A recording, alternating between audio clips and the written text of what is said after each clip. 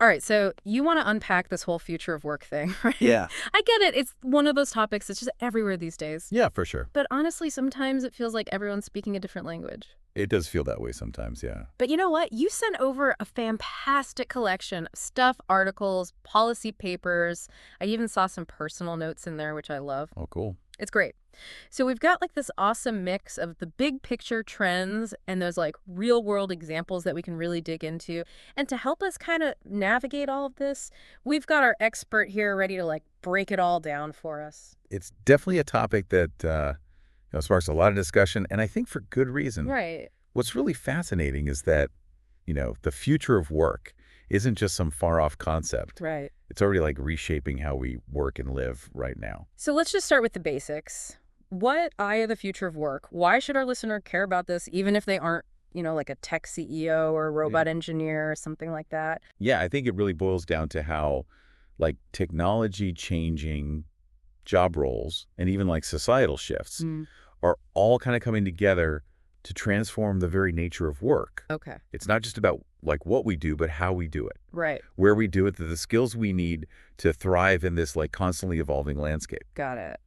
So we're talking about everyone from factory workers who are grappling with automation to, healthcare professionals who are adapting to telemedicine and really everyone in between.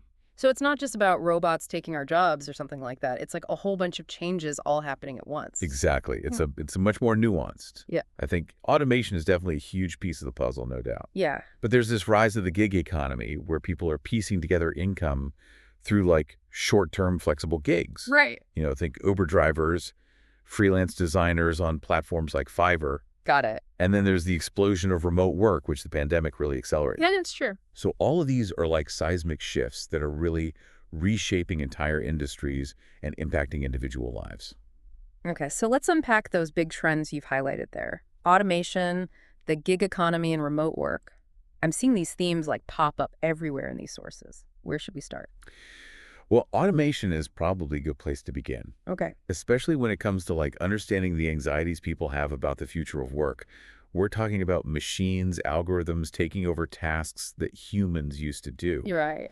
And on the one hand, this can lead to incredible gains in productivity and efficiency. Sure. But on the other hand, it does raise concerns about job displacement. Yeah, because if a machine can do your job faster and cheaper, what happens to you? That's the million-dollar question, and it's not an easy one to answer. One of your sources, actually a report from the World Economic Forum, predicts that by 2025, automation will displace 85 million jobs globally. But here's the interesting part. It also predicts that it will create 97 million UW jobs in that same time frame. So it's not just about jobs disappearing, it's about jobs transforming. So some jobs will like vanish, some will change, and some brand new ones will kind of emerge. Exactly. The key takeaway here is that certain tasks are more susceptible to automation than others. Okay. Like think about repetitive rule-based tasks. Those are prime candidates for automation. But tasks that require like creativity, critical thinking, complex problem-solving, emotional intelligence, those are skills that humans still excel at. So if our listener is worried about robots taking over, they should focus on building those uniquely human skills. That's a great starting point, and that's where lifelong learning becomes really crucial in this future of work. It's not enough to just learn a skill and stick with it for your entire career. You've got to be constantly learning, adapting, and expanding your skill set. So it's like constantly leveling up in a video game, but for your career. Exactly. Yeah. The skills you have today might not be the ones you need tomorrow. That's true. So stay curious. Embrace the challenge of learning new things. Yeah. Don't be afraid to step outside of your comfort zone. And this is something you can actually control even amidst all of this change. I love that. Okay, so we've talked about automation and the need for lifelong learning. What about this gig economy thing? It seems like everyone's got a side hustle these days. Yeah, it's definitely a growing trend. What's really interesting about the gig economy is that it reflects this larger shift towards flexible work arrangements. Platforms like Uber and Fiverr allow people to like find work on their own terms, set their own hours, be their own boss. It sounds very appealing, that like freedom and flexibility. But I guess there are downsides too, right? Right, it's like a double-edged sword. Yeah. You gain freedom and autonomy, but you often lose traditional benefits like healthcare retirement plans. There's less job security as gigs can be unpredictable and income can fluctuate. So it's a trade-off. More control, but potentially less stability. Exactly. And it's not just about like ride-sharing apps or freelance platforms. This trend is seeping into more traditional industries as well. Companies are increasingly hiring freelancers and contractors for specific projects rather than filling permanent positions. So even if you're not driving for Uber, this gig economy shift might still impact you. Absolutely. And that's why I think understanding this trend is so important, even if you're not planning on becoming a full-time freelancer. Right. It's changing how we think about work and the relationship between employers and employees. Okay, so we've covered automation and the gig economy, both pretty disruptive forces. What about remote work? That seems like a more positive development, right? It definitely has its upsides. The Yeah. pandemic kind of forced many companies to adopt remote work out of necessity. Yeah. But what's interesting is that it's really stuck around even as things have returned to a semblance of normalcy. It seems like the genie's out of the bottle on that one. Right. And it's not just about like working from home in your pajamas. It's about geographic flexibility companies hiring from anywhere in the world, people having more control over their work environment and schedule. So it's not just about where we work, but when and how we work. Exactly. Remote work has the potential to reshape everything from office culture to urban planning to work-life balance. Even if you haven't personally worked remotely, listener, think about how this trend has impacted the businesses you interact with or the communities you live in. Yeah, it's everywhere. It's a force that's really rippling through society. Yeah, it's definitely changing things up. So we've got these three big trends: automation, the gig economy, and remote work, all kind of converging and reshaping the world of work as we know it. Where do we go from here? Well, I think the next logical step is to look at how governments are responding to these shifts. After all, policy decisions have a huge impact on how these trends play out and ultimately affect our listeners' life and work. Okay, let's get into the policy side of things. Sometimes government policies can feel kind of distant and abstract, but in this case, it seems like they're directly relevant to our listeners' future. Absolutely. These aren't just theoretical debates happening in ivory towers. Right. These are decisions that affect your job, your income, your opportunities. So let's break down what's happening and why it matters to you. Sounds good to me. Let's dive in. Okay, so we're talking government policies and how they're kind of shaping this whole future of work thing. I'm seeing a lot in these sources about minimum wage adjustments, retraining programs, and something called social safety nets. You've hit on some key areas for sure. These are the things that are being debated and implemented all around the world. So where do we even start? Well, let's start with minimum wage, I think. This becomes particularly important when we're talking about the gig economy. Because if more people are kind of piecing together their income through these like short-term gigs, we got to make sure they're being paid fairly, right? Exactly. The traditional minimum wage laws that we have were really designed for a world of full-time employment. Right. But in the gig economy, where work is often so fragmented and hours can be unpredictable, Yeah. ensuring fair pay becomes a lot trickier. Some argue that minimum wage adjustments are absolutely necessary to prevent exploitation and just ensure like a basic standard of living, even for gig workers. It makes sense. So it's about adapting those policies to this new world of work. What about retraining programs? Why are those being emphasized so much?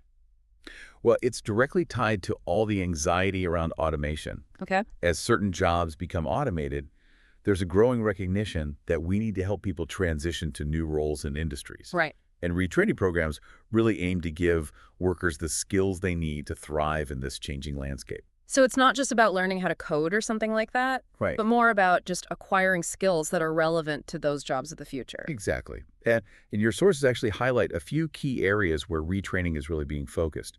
For example, data analysis and interpretation. That's becoming increasingly important across a variety of industries. Oh, interesting. Then there's this growing demand for cybersecurity professionals to, protect our digital world. Yeah, that makes sense. And of course, the transition to renewable energy is creating a whole new sector with jobs in everything from solar panel installation to green building design. So listener, are any of those areas piquing your interest? It might be worth exploring those retraining opportunities further. Yeah, for sure. Definitely food for thought. And then there's this concept of social safety nets, which sounds very broad. What exactly falls under that umbrella? Well, think of it as a way to provide support and security for folks during times of economic disruption. Okay. As the job market goes through these like rapid transformations, some people are inevitably going to be displaced or find that their skills are no longer in demand. Yeah, that's true. And social safety nets aim to kind of cushion the blow and help people transition to those new So it's opportunities. about providing a safety net for those who might kind of fall through the cracks as the nature of work evolves. Exactly. We're talking about things like enhanced unemployment benefits, job training assistance, and even more radical ideas like a universal basic income. Yeah, I was going to say that universal basic income concept is pretty radical. It's definitely sparking a lot of debate. Oh, for sure. And there are valid arguments on both sides. Some see it as a necessary adaptation to a future where work is increasingly automated and those traditional jobs are scarce. Others worry about the cost and the potential disincentives to work. It's definitely a complex issue with no easy answers. Mhm. Okay, so we've got a sense of the policy landscape and how governments are trying to kind of navigate these big shifts. Let's bring it back to the listener and their personal journey. What should they be thinking about as they navigate this future of work? One thing that really stood out to me from your sources was just this emphasis on adaptability and lifelong learning. Hmm. The skills that were valuable yesterday might not be the ones you need tomorrow. Yeah, that's true. So it's really crucial to stay curious, Hmm. embrace new technologies, and be willing to learn and adapt throughout your career. So it's not about picking like one career path and just sticking with it forever. Right. It's about being open to change and constantly evolving your skill set. Exactly. It's about viewing your career as a journey, not a destination. I like that. Be open to new opportunities, explore different fields, and don't be afraid to take risks and step outside your comfort zone. That's great advice. What about those who are worried about being left behind, especially as technology just advances so rapidly? Well, a key takeaway from your research is that it's not about becoming a tech wizard overnight. Okay. It's about understanding how technology is impacting your industry and adapting your skills accordingly. Okay. So, for example, if you work in marketing, you don't necessarily need to become a programmer, Right. but understanding how data analytics and social media algorithms work can give you a huge edge. So it's about being tech savvy, but within your own field. Exactly. And Yeah. don't underestimate the power of those soft skills. Like what? Communication, collaboration, critical thinking, problem solving. Oh, okay. These are all human skills that are still in high demand, regardless of how much technology advances. So technology might be changing the game, but those like fundamental human skills are still really crucial. Absolutely. Yeah. And that's something to really keep in mind as you navigate your own career path. Yeah. Hmm. What are your strengths? Right. What are you passionate about? Right. How can you combine those with an understanding of technology to create a really fulfilling and future-proof career? Those are great questions for our listener to ponder. Okay, so we've talked about the need for adaptability, lifelong learning, and understanding how technology is impacting your field. What else should our listener be thinking about as they navigate this future of work? One thing that I think is often overlooked is just the importance of networking and building relationships. Oh, yeah, In networking. a world where work is becoming more fluid and less hierarchical, who, matters more than So ever? it's not just about what you know, but WHO. Yeah, it's both, really. Building a strong network can open doors to new opportunities, provide valuable insights, and give you a support system as you navigate this changing landscape. Yeah, that's true. So attend industry events, connect with people on LinkedIn, reach out to mentors. Building those relationships can make all the difference. Okay, so networking is key. Any other pearls of wisdom for our listener? Embrace the gig economy. It might not be for everyone, Right.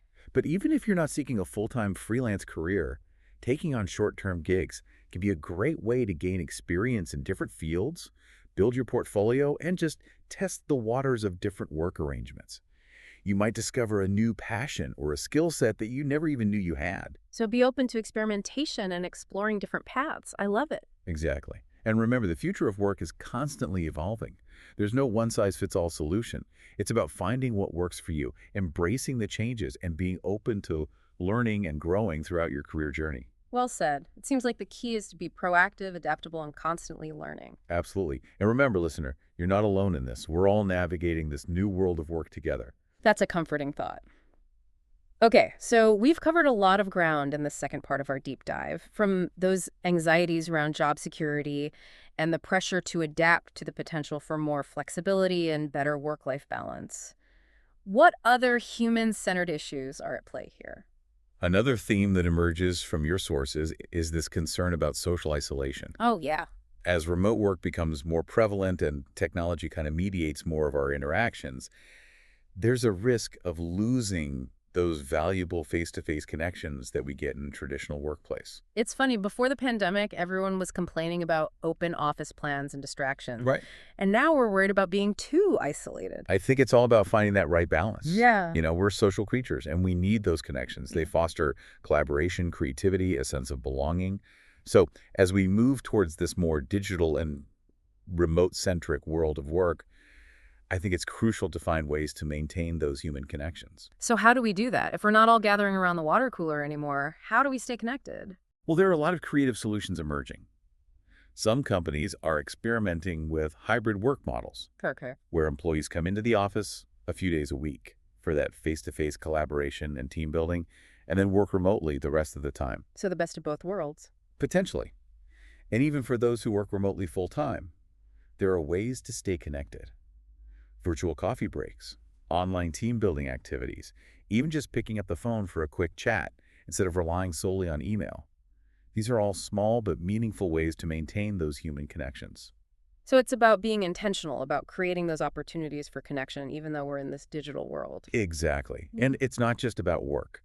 Make an effort to connect with friends and family outside of work, join clubs or groups that align with your interests, volunteer in your community. Those are all ways to build a sense of connection and belonging that extends beyond the workplace. So the future of work might change where we work and how we work, but it doesn't have to change our fundamental need for connection and community. Exactly. Mm. We're all in this together, even if we're not physically in the same space.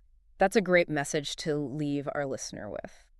Okay, so we've talked about the psychological and emotional challenges of the future of work, the importance of self-care and social connection, and even that potential for more flexible work arrangements. What else is out there?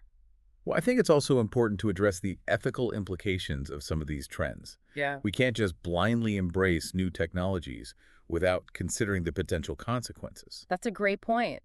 What are some of those ethical concerns that are being raised?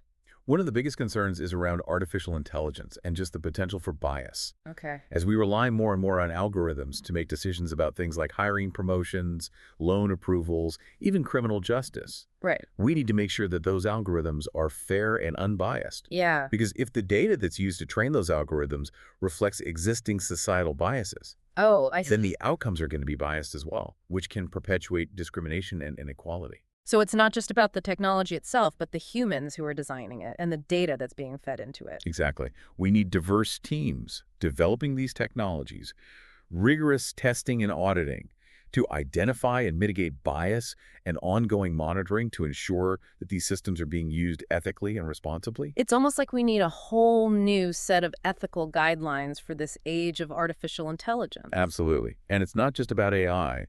There are also ethical considerations around data privacy, the use of surveillance technologies in the workplace, and the potential for these new technologies to be used in ways that exploit or manipulate workers. It's a lot to think about. So as our listener kind of navigates this future of work, what can they do to ensure that they're making ethical choices? Well, firstly, just being aware of these issues is a huge step. Ask questions about how technologies are being used, where the data is coming from, and what safeguards are in place to protect your privacy and prevent bias. Support companies and organizations that are committed to ethical practices and responsible innovation. And remember, you have a voice. Speak up if you see something that doesn't feel right. That's empowering. We might not be able to control all the changes that are happening, but we can choose to be informed and make ethical choices. Exactly. The future of work is not predetermined. It's something we are actively shaping through our choices and actions. That's a great segue to the final part of our deep dive, where we'll explore what those choices and actions might look like, those practical steps our listener can take to navigate this new world and shape a future that works for them. Okay, so we've talked about a lot, right? The big trends shaping the future of work, the policy changes, the psychological impacts, even some of those ethical dilemmas. It's a lot to process. But let's get practical here. What can our listener actually do to not just survive, but thrive in this new world of work? Well, it's all about taking all these insights and turning them into action, right? Right. We've laid the groundwork, and now it's about empowering our listener to take some tangible steps. Exactly. So where do we even begin? What's that first thing our listener should focus on? Well, before even thinking about specific skills or job titles, I think it's crucial to do a little soul searching. Oh, okay. Take some time to really identify your strengths, your passions, your values. Okay. What are you naturally good at? Right. What kind of work really energizes you? Yeah. What kind of impact do you want to make in the world? Okay, so step one is self-awareness. Get to know yourself, your strengths, and what really motivates you. Exactly. Because in this rapidly evolving job market, Hmm. it's not enough to just follow the hottest trends or chase after the highest paying jobs. Yeah. You need to find work that aligns with who you are and what you care about. That's what will really sustain you in the long run. Yeah, I love that. Aligning your work with your purpose. Okay, so once our listener has done that internal work, what's next? Then it's time to zoom out and do some research. Look at those industries and roles that really pique your interest Right. and dive deep. Read articles, follow industry leaders on social media, listen to podcasts, Right. immerse yourself in that world that you want to be a part of. Become a student of your chosen field. Absorb all that information. Exactly. But don't just be a passive consumer of information. Take action. Identify those skills that are in demand in those fields and start building them. Mm. Take online courses, get certifications, attend workshops. There are so many resources available, many of them free or low cost. Wow, that's awesome. And don't underestimate the power of hands-on experience. Like what? Volunteer to side projects, find ways to actually apply what you're learning in real-world settings. So it's about taking that knowledge and turning it into action and actually building a tangible skill set. Exactly. And this is where networking comes into play. Remember we talked about the importance of relationships in this future of work? Yeah. Well, now's the time to put yourself out there and actually start building those connections. Attend industry events, join online communities, reach out to people you admire on LinkedIn, find mentors who can guide you. It's amazing how many doors can open just by connecting with the right people. It's like building a support system and learning from those who are already doing the work you want to do. Exactly. And don't be afraid to embrace that gig economy. Even if you're not seeking a full-time freelance career, taking on those short-term gigs can be a fantastic way to gain experience. Build your portfolio, test out different roles, and make connections. So it's like a low-risk way to explore different paths and kind of see what resonates with you. Exactly. It's like test driving different careers before you fully commit. And remember, the future of work is all about adaptability. Be willing to pivot, adjust your course, and really embrace lifelong learning as this continuous journey. The skills you acquire today might not be the ones you need tomorrow. That's true. So stay curious and embrace the challenge of evolving with the times. So it's not about finding that one perfect job and just sticking with it forever. It's about being open to change, continuously learning and kind of adapting your skills as the world evolves. Exactly. And finally, and this is perhaps the most important point, remember that the future of work is not just about economic success. It's about finding purpose and meaning in what you do. So as you navigate this new world, don't lose sight of your values, your passions, and that desire to make a positive impact. It's so true. It's about finding that sweet spot where your skills, your passions, and your values all kind of align. That's where I think true fulfillment lies. Exactly. The future of work is full of possibilities. Embrace the change, stay curious, and carve out a path that is uniquely yours. On that inspiring note, I think we've reached the end of our deep dive into the future of work. It's been a really incredible journey exploring all those trends, the challenges, the opportunities, and most importantly, what you listener can do to thrive in this exciting new world. And remember, the future is not something that happens to us. It's something that we create. So by being proactive, adaptable, and staying true to yourself, you can really shape a future of work that's both fulfilling and impactful. So go out there, listener, and make your mark on the world. Thanks for joining us on this deep dive, and remember, the future is yours to shape.